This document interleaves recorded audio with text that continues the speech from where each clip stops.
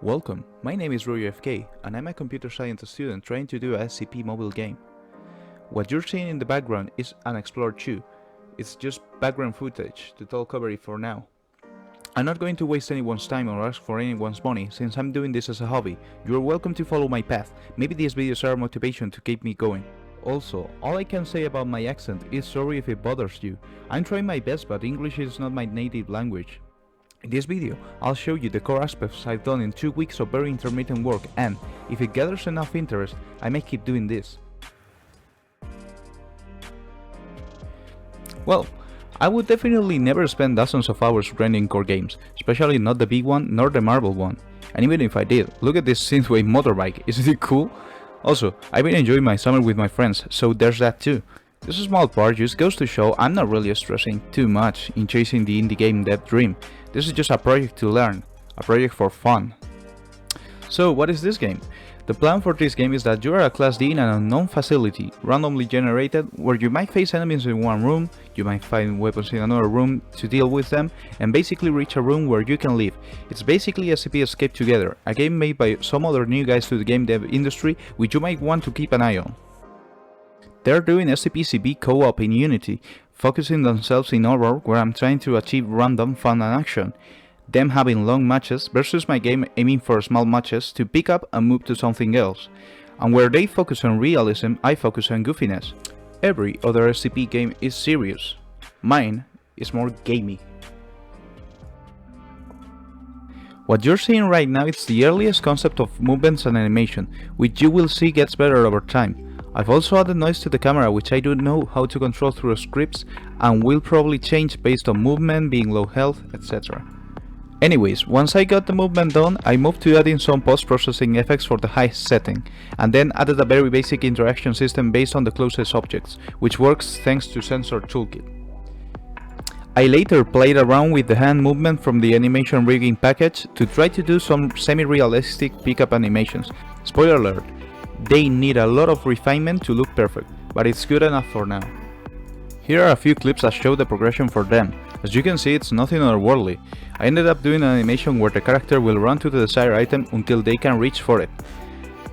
If they can pick it up after some small time, the weapon just teleports to their hand and the animation ends to avoid softlocks.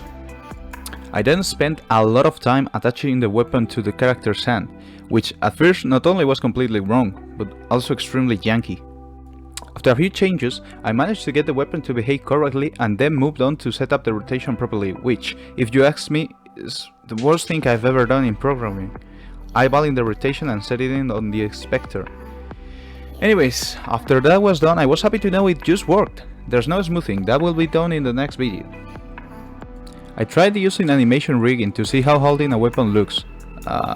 No. Like every other game dev, I'm going to use Adobe Mixamo. Anyone can pick up animation from here, and to me it's good enough if you use it properly, which I didn't, more on that later. But there was a problem.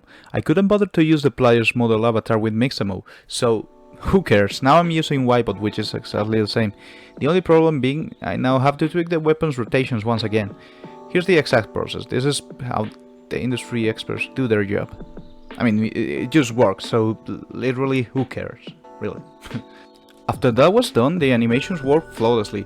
I really didn't expect this to be so easy with Unity and Mixamo assets.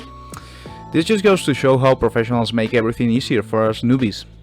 After that, I started working on the aiming system, which I then refined so it was more snappy, which looks unrealistic, but believe me, it's way better. The movement is 100% done, so I can move to other things. For example, here's my first shot at zooming the camera around. Go figure, this was pretty bad. After 3 or 4 minutes of tweaking the code, I kid you not, I managed to do this very cool looking aiming system, reminiscent of other games like Hatred. I don't know.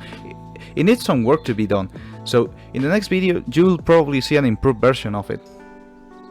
Well, to wrap things up, I really just did the basics of it, but I wanted to show people what the core mechanics will be. I've played a lot of top-down games this time, and I wanted to try it out in an SCP setting, especially if I can have something fun to play on my phone, not something grindy or frustrating like every other game. If it gathers enough interest, I will surely invest more time on it. If nobody cares, I'll probably end up doing it from time to time as a hobby like I'm doing it right now. Well, Thanks to everyone who watched till the end, and as a last announcement, the ultra early joiner role will be here for you for a week, so call all of your friends in case they wanna get a flashy green role on the Discord. If you are a week late, don't be shy to join in any time, we will always welcome new people to the Northzone Discord, link in the description. With all of that out of the way, I hope you have a pleasant rest of your day. And don't forget to subscribe if you wanna get notified about this game. But, I mean, the Discord also works, so you be the judge.